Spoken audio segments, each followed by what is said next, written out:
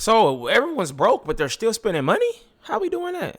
A few days ago on the channel, I talked about a situation where a financial therapist was talking about how so much of the spending that people do today is actually emotional more than anything, because a lot of people feel like it's one of the only things that they can control in such an ever-changing world where there's so many unknowns. And then coincidentally today, as I was planning this video, I found this story that dives way deeper into this, and I want to go over this because I find it fascinating about why everyone is continuing to spend money if they don't have any. Right. It's something I've never really done personally, so it's kind of hard to relate to doing this, guys. And I have been the person living paycheck to paycheck. I was the guy that only had $23 in his checking account at a given moment. Michael Jordan. So I know what it's like to be broke, okay? But when I was broke, I clamped down on my spending tremendously to where I spent essentially nothing that I didn't have to.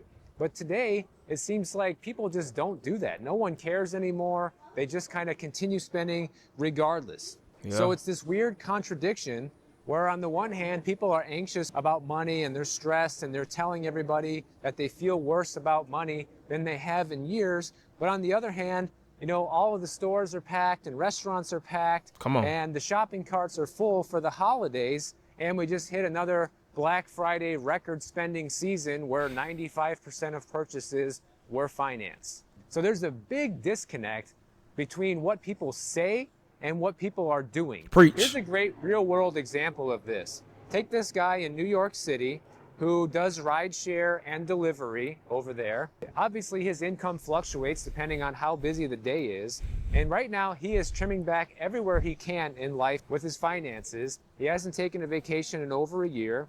He hasn't upgraded his cell phone, and he's not buying anything he doesn't have to. But it is Christmas time, and he's going to buy his 7-year-old daughter a gift that's going to be over budget, even though he knows it's over budget, just to be able to see the smile on her face on Christmas morning. And I think If he's doing that every once in a while, that's fine. a lot of parents can relate to that and are probably doing something similar regardless of if it's in the budget or not.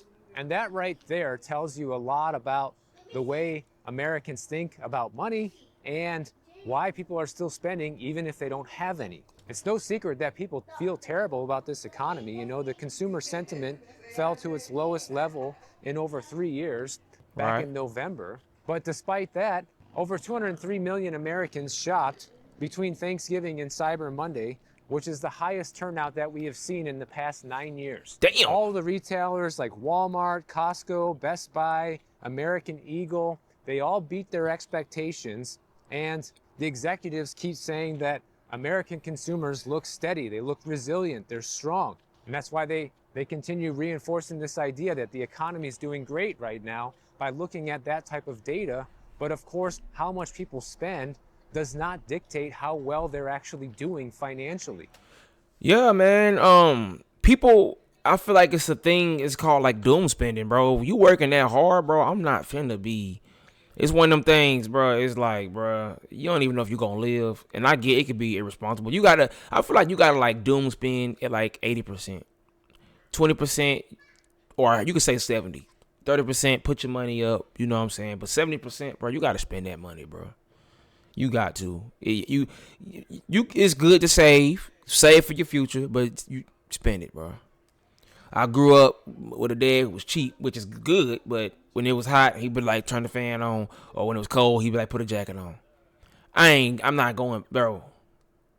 I work hard to be comfortable, bro. I ain't finna go broke and do dumb stuff like what he talking about, but you gotta work hard to get what you want, bro.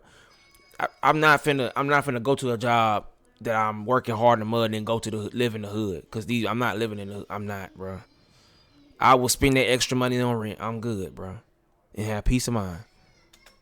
And I saw one comment the other day that kind of asked me to dive into this a little more. Like, if people are broke, why do they continue doing this doom spending and spending all this cash that they don't have? And I'm fascinated by this and curious too, guys. So let's see. It turns out people are actually spending because they feel pressure. The holiday spending that we just saw has become emotional spending. Even the CEO of the National Retail Federation admitted that there's essentially a moat around holiday spending because emotions drive it. Families prioritize it, even if it means sacrificing other things or racking up credit card debt. They don't care. And by the way, anybody who's curious, I'm at the boat launch across the street from the Pelican Harbor Marina, where I shot a video the other day. So it's like, yeah, people are still spending money, but it's all a trade-off. The money that people are spending today is a trade-off for tomorrow. The money that people spend on the holidays today means that they're not going to be able to buy a house next year as prices continue to come down. It means That's true. That's true. That's true. that they might have to wait a few additional years for retirement because they didn't save enough quick enough to get there. So there are a lot of long-term implications for this I need to have it right now mentality, or I just have to please my kids on Christmas morning mentality. And there's actually a name for this that economists have come up with. It's called the say-do gap, meaning that consumers say they feel terrible, but they still spend, and that gap has been growing pretty substantially ever since we had the pandemic. In fact, they say once we had the pandemic, all of the economic surveys that people take has become kind of irrelevant because people aren't doing what they're saying anymore. Yeah. He's preaching, and he's like, he edited this video really good. He's concise. He going off. That's a good word, good thing, good way to put it. To say do gap, because it's like, bro, you know what I'm saying? We live in hell, basically. Hey, man, look, it'd be nice, of course, if companies pay more to where you could do that stuff and then still have. But this ain't back in. He looked like he older, like, so this is back in the day. You know, some companies, they probably did do that. You know what I'm saying? It's just nowadays, bro. Like I say, do it at 40%. Don't just be dumb and just spend everything. A lot of the predictions were that holiday spending would actually go down this year, but we saw that it actually went up now that we've passed Black Friday and Cyber Monday and all of that. But the catch is that it's not really that people are buying more stuff, it's just that the stuff they are buying costs more. That's something I've also been trying to make everyone understand, that even though these retail figures look strong across the board, it's because prices are up substantially on everything across the board. People are buying fewer items, but those items cost substantially more, which still results in an increase in spending. Data from Salesforce. That's what I was just talking about. How, like, back in the day, man, stuff was cheaper, bro. Like, I remember being a kid seeing cheaper stuff. Like, it is what it is, bro. Like, even hell, back in 2017, like, when we was first, like, out in the world, bro, prices is different. I was gonna buy a house in 2017. We was looking at it, and the price was way better than what it is now. The prices now, that house went up. It'd been good to do it because you'd have some equity or whatever. But, bro, nah. Shows that prices on everything that people are buying are up 6%, while the volume of the purchases has not grown at all. So inflation is doing what it does best. And retailers are well aware of this because they are being cautious about the holiday hiring season, guys. Like, we were told a few months ago that this was going to be a great holiday hiring season for people that wanted some part-time extra work. But it turns out people that have been working these holiday jobs for years, even decades, can't find them anymore. Now they're reporting that the holiday hiring is expected to be the lowest that we've seen in 15 years. Well, 15 years ago, we were just coming out of the massive great financial crisis. Even these companies that are reporting strong sales figures are being cautious about hiring. So what it turns out that people are doing is, he ain't lied about that, bro. These jobs don't. They say they hiring, but they be ghost posts. They are cutting back on a lot of different aspects of their life, but they are spending extra right now to make the holidays special for somebody. Like I said before, this is an extremely nice thing to do, right? To be selfless and not worry about how much it's going to cost you just to be able to make your kids or your loved ones happy with a gift.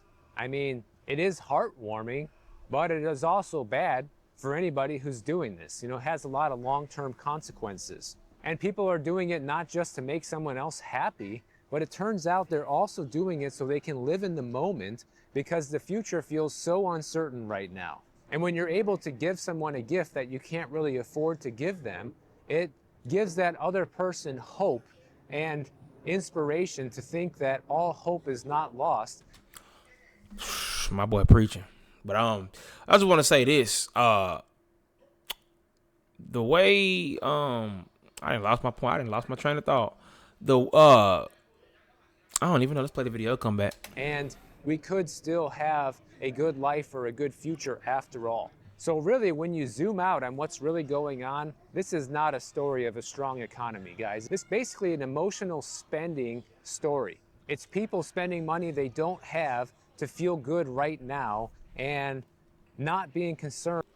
Yeah, what I was finna say, I got my point back. I was finna say that's the way America is designed. America, for those who don't know, America is designed to keep you broke, bro. It's damn near a holiday every month. And if you got a good heart, cause that's another thing. That's like, I ain't gonna say it's propaganda, but it's just human nature, bro. Like, you want to be nice to people that you love. You know what I'm saying? It could be propaganda in some way, I guess, but I don't think it is. That's just human nature, bro. You want to be nice to people you love. So if it's a holiday every month and you love people and people buy you a gift, you're gonna damn near feel indebted to buy them a gift. You know, that's the human nature thing. Or you just buy them a gift, you know what I'm saying? Cause it's your kid or whatever it is. But it's a holiday every month. Whether you got a girlfriend, you got a whatever, bro. So if you spending every month and you ain't just, you're gonna be brokey broke. Especially if you're using credit to, boy, you out of there, boy. I'd rather you just be broke and just don't get it, or you just, pay paycheck to paycheck and then get into the credit. But yeah, America is designed to keep you down under, my boy. This is America. If everybody is well off, guess what?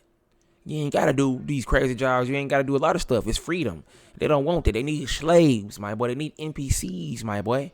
They need you to need their job. They need to be like, oh, I can fire you. Go move that box right now, boy, before you're fired. They want to do that to you. But man, yeah, that's all I got to say, bro. If you just be doom spin, but do it with carefulness. Of course, be smart with it. Don't just always just blow everything. You know what I'm saying? Don't just do everything till it's gone.